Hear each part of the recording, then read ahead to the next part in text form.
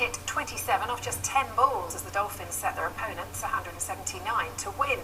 The Cobras looked like they chased down the target, but they stalled towards the end and finished 173 for 8.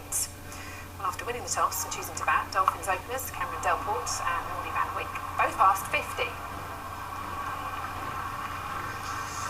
Pietersen batted at 4 and it was nearly an extremely short stay at the crease. Oh, it just misses mid-wicket, but Pietersen's got enough bets on it, will pick up 2. Wow, that was nearly out first ball. KP smashed 2 sixes in his brief innings.